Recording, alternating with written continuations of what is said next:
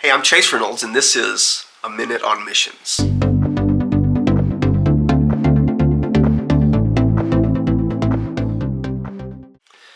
Well, today we're looking at the fourth in a series of 6 ways to cultivate a heart for missions. Now, if you've missed any of the first 3, you can always go back and watch those videos.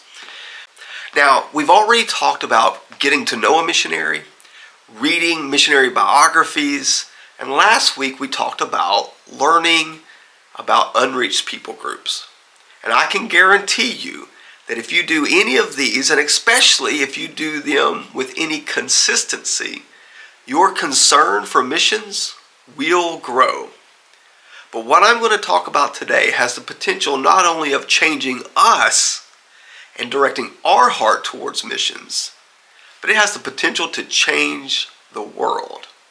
And that is praying for missions.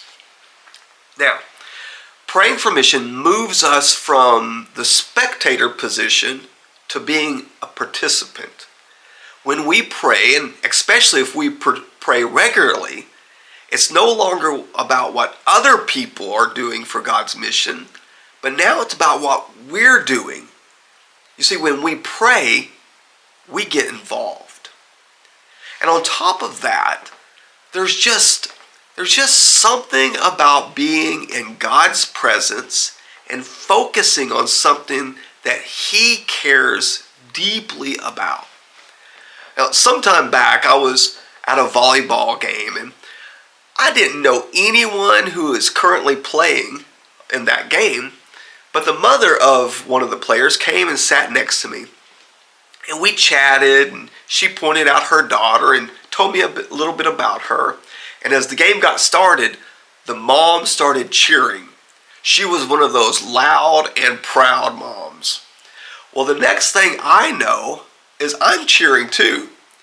And I noticed that I really wanted that team to win. I really cared about the game. The mom's presence and her passion affected my heart. Well, that's kind of what happens when we pray for missions. God's presence and His passion for mission affects us. So if you really want to cultivate a heart for missions, start praying for missions. Well, be sure to subscribe, and I'll see you next time on A Minute on Missions.